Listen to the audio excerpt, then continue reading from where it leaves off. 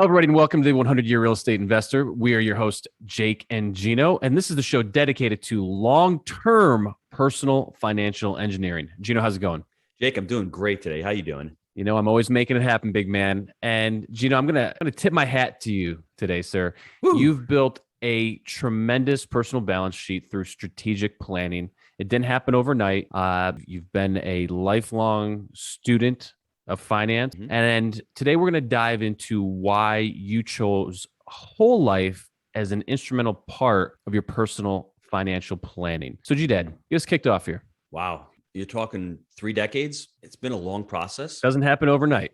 It's not. For me, I had a great foundation. My parents were excellent teachers, but the teaching was limited. Back in the 80s, save your way to retirement. You could do that. Things changed in the 90s and the 2000s. Technology, competition, global. So I started learning. I started reading. The first book I read that really impacted me was The Richest Man in Babylon. Did you just say China? Did not. But okay. You see what's going on, bro. Everything started Can we changing. get a refrigerator, folks? Please. Can I get a refrigerator? Yeah, nice supply chain issues. But you see what's going on? I had to change myself. The first thing I realized as I was going through my journey subconsciously, if you want to become successfully financially, the MJ DeMarco quote, be a producer. Don't just be a consumer. That was Ayn Rand a long time ago.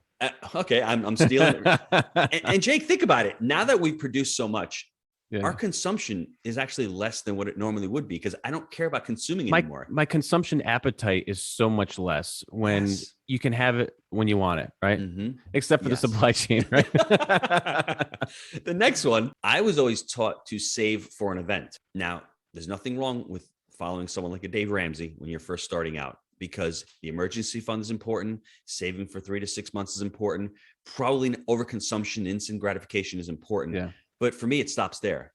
I utilize whole life for my emergency funds because I don't want to put it into a savings account where I can pull it out easily. And then all of a sudden, strategy burns out quick if you're actually going for it in life. If you want to live in the, what do they call it? The abundance, the firehouse. Jake. Yes. No, I know, but like if you financial independence, retire early. Yes. Yeah. If you want to live in the bungalow down by the creek and have your quote unquote carry costs be $40,000 a year. Mm-hmm. That's fine. Yes. If that's the path you choose, that's fine. But that's the path that Dave Ramsey's taking you. He's not taking you on a path to abundance. That's the thing we got to get clear. He might get you out of debt, but then from there, you need to work on growth and have a growth mindset and abundance mindset. And that's where it fizzles out. I love that. That is an excellent point. So for me, I was saving for my kids' college. I was saving for my retirement. Save for an investment that will pay for that event.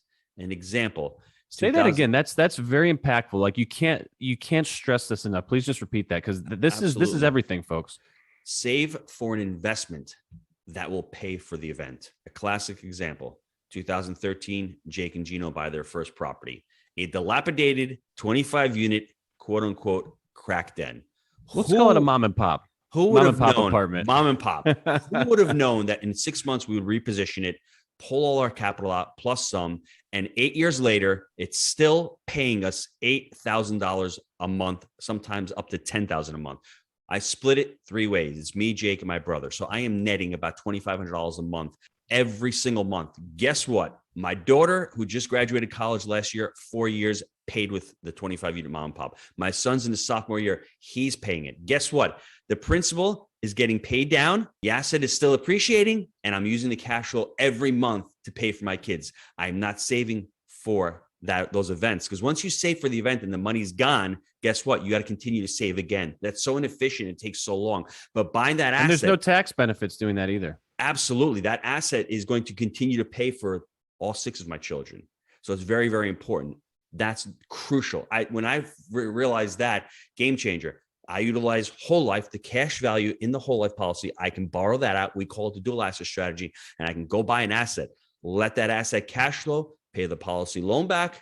I end up with 2 assets at the end of the day. That's what we're trying to accomplish. Number 3, protect your assets. Early on, I couldn't afford whole life, or at least I thought I couldn't afford it. Where am I going to get the money from? I was plowing money into a 401k. I could have redirected, in which I did. I redirected that into my whole life because I want money today. The time value of money is crucial. When you're 30 years old and you're looking into a 401k, when you're minimum time you can pull it out is 59 and a half without getting penalized, that's 30 years away. The opportunity cost of losing that money is tremendous. So protect your assets and protect yourself with whether you need any kind of death insurance. I have umbrella coverage. We have homeowners. If you're renting, you need proper insurance. So part of your financial plan has to encompass insurance. You need to protect yourself. Liquidity right now, though, before we move on. Absolutely. Many of us, look, a lot of liquidity flushing around in the system right now.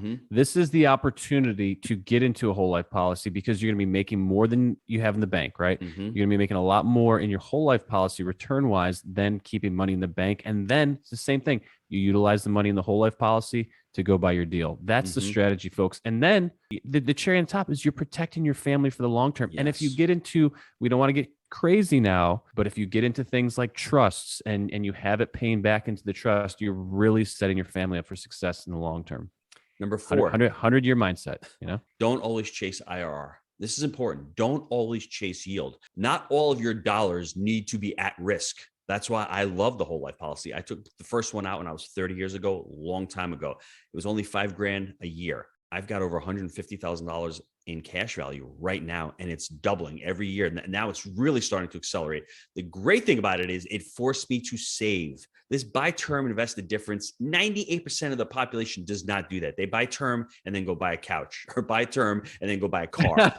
They'll never invest the difference. I don't care what you tell me. 80-inch LCD. Yes. Hey, dude, I don't think that's a thing anymore. But here's the oh my God, you said something so impactful. You're basically saying, okay, you're looking at IRR. So many, and I get it. If we do a syndication, you have to look at internal rate of return. I'm going to be completely upfront. Look, we teach syndication. We understand IRR. We understand it's important, but we typically like to buy deals in-house personally. We like Gino and I, we go out and buy a deal.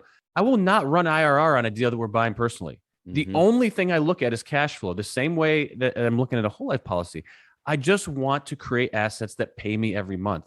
Gang, this has been so instrumental in wealth building for me personally. You create a snowball that grows every month from a cash flow perspective. If you have true cash flow assets, you're done. And then it grows. And that's when that snowball gets really interesting.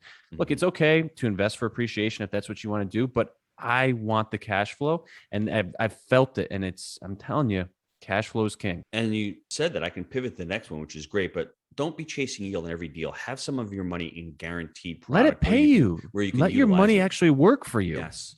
The next one is become a master investor. Like Jake just said, learn a specific niche. If you like crypto and you love to trade crypto, you love to mine it, master it. If you love single family, master that. Turn it into an entrepreneurial adventure business. Read the book by Michael Gerber. I mean, that's an amazing book. Read that because you'll learn how to become an entrepreneur. So when you start a venture, whether it's a single family, you don't have to be mom and pop of the single family venture. You can actually build a business. So become a master investor on that. The next one is to think in terms of decades, not just years. Dr. John DiMartino, we had a podcast with him on the Jake and Gino show. He's a polymath, a lot smarter than Jake and Gino. What he basically said, if you're building wealth. Still don't know what that is. Look it up. Google it. Polymath. He basically said it should be boring. Whole life is boring. Multifamily at times can be very boring. I mean, although there could be a little bit of drama with the property management, but your buildings are sitting there, and over years and years, that property that Jake and I were talking about that we bought for $650,000 back in 2013, it's probably worth over $2 million right now. It's been only 8 years. And it's a snoozer. And it's a snoozer. Like Jake said, it's on autopilot for the most part. Once you reposition it, it's just a process where you have your property management team going out there, making sure that it's running up and running, making sure that the property's taken care of. You're getting residents in there. But we like put all new roofs on it, siding, we painted the thing, repositioned the whole deal, and it's in demand. I mean, it's a basic human need, as Gino likes to say. So those are my top 6 tips that I have there. Go back and listen to them. Let me repeat them real quick. So I want you to write them down. Number 1, be a producer. Important. Produce something. Don't just think about getting a paycheck and then go out and spending it. Produce. Save for an investment. Number 3 is protect your assets. Number 4, don't always chase yield. Number 5, become a master investor. And number 6, think in terms of decades. Now, Jake, I want to share. Can I give a 6.1? Actually, absolutely, bro. You know, it's my favorite, and we put it on T-shirts. If it don't cash flow, let the grass grow. All right, that's all I got to say about that. Let me, specifically answer your question. A couple of mistakes that I made because I was not financially intelligent at the time. I at least started my first policy when I was 30. At the age of 33 or 34, I've had these financial planners that said, time out. You have all this money going into a 401k. You're not going to touch that for the next 20 years. Your dream, which was mine, was investing in real estate. How can I do that if I got my money in a 401k? So they diverted a ton of money, probably over $20,000 a year, into a whole life policy. Now, I had that growing for 6 or 7 years. When I met Jake on our third deal, I didn't have that money saved and I didn't have that money accessible. I would not be here with Jake and Gino right now. That third deal meant everything to me. I leveraged the equity in my home to buy that third deal. And guess what? That forced savings from the whole life, I was stupid. I surrendered the policy. I actually pulled all the cash value out and I was at break even after 7 years. But at least I had that money saved in the whole life policy. What I should have done was I should have borrowed it. Policies back then weren't structured as they are now. The policy loan was a little bit higher. I think it was around 8% at the time. That's why we set this up. So we make sure these are designed for the real estate investor in mind. Exactly. And that was the big mistake that I actually surrendered it. But now looking back at it, it's okay. And I had that money accessible. If I didn't have that money accessible, I would have 2 or 3 or 5 or 6% of equity in that deal, when this gave me the ability to get 30% of equity in that deal. And that deal changed everything for Jake and Gino. It put us on the map. It was 136 units. So the opportunity cost of not having that deal, I may not be an investor, a real estate investor right now. I may be still stuck at the restaurant. So, like I said to you, chasing yield all the time with your dollars is not the smartest thing to do. I had that money in reserve sitting there, earning a decent return, protecting me if something ever happened to me on the death benefit side, but I was able to access that money and pull that out. My big mistake, I wish I had met the 100-year team 10 or 15 years ago and not have surrendered that policy. Going into the future, bought an IUL policy 2 years ago, another big mistake. That's why this 100-year for me has been such a passion project, because IULs can work for certain people. They don't work for the real estate investor. But it's the same thing. It's the same thing with multifamily. Look, we've put ourselves out there, we documented the journey, and we learned from our mistakes. And now we've been able to correct and document and share and shorten the learning curve for others. And Gino, just to call you out here, you own 35% of that deal, and it pays you about $9,000 a month. So that's pretty sweet. $9,000 a month after pulling out our equity 3 times. I mean, it's been truly a life-changing deal for me, from the aspect of getting the experience, being able to say that, hey, we got 136 units. It launched the Wheelbarrow Profits book. It launched the learning management system, Kajabi, for the Jake and Gino platform. I learned so much on that deal with you. It was life-changing. If I didn't have that money, guess what? There's no opportunity there. So for me, that set everything up. Now, going back to the IUL, I shouldn't have done an IUL 2 years ago, because there's an inordinate amount of risk. You're getting capped out at a certain percentage. You can't go below 0, but that's not what my strategy was for. If you're going to invest in stocks, invest in stocks. If you're going to invest, pull it out of it. Don't put it into an insurance policy where that thing may blow up. Insurance gets more costly as you get older. I should have put it into a whole life policy. Money's guaranteed there. I know that I'm using that money for an opportunity. When the deal comes, I can pull it out and then put it back in, use it for my cash management. What I ultimately ended up doing was, this year, I ended up buying policies on all of my children. Same concept, where I have the cash value in there and I'm using it for an estate planning tool, and also for a Papa Gino tool, that when my kids get older, they're like, hey, Gabriella, here's your policy. You earned it. You deserve it. Either there's cash value in there. If you want to borrow that money and go buy a home or go buy a car or do whatever you want, that's your money. So that's how we're utilizing these policies. They're part of our cash management system. They're part of the plan where you don't want to risk all of your money. You want some of your money guaranteed, working for you, giving you a living benefit, as well as protecting your estate and giving you a death benefit as well. You're having both of these. And Jake and I are big on entrepreneurship and owning. Term insurance, you're renting it out. When you're buying it when you're 24 years old, all of a sudden you're 45 years old, it expires. It's more expensive. And guess what? You may not be insurable. I've gone through that. Had problem 4 or 5 years ago. I don't know if I'm insurable going forward. I can get policies on my kids. I can get policies on my wife. Haven't seen if I can get one on myself. So always think about in terms of decades. So if you're going to be thinking in terms of decades, term insurance is throwing money in the trash, because over 99% of those policies don't get called. So you're just renting, which is not what we want to do when we become entrepreneurs. We're seeing the way to grow wealth is by owning stuff. And when you have a whole life cash value policy, you're owning that cash value and you're thinking in terms of decades, not in terms of days or years, Jake. Gino, you are the go-giver. I appreciate everything today. And gang, if you want more insights into how Gino set up his personal financial plan utilizing whole life, schedule a call with our team at 100year.com. That's 100year.com. And it just happens to be my most favorite website. So Gino, thanks so much for your time today. Gang, we'll see you next time. Thanks, Jake.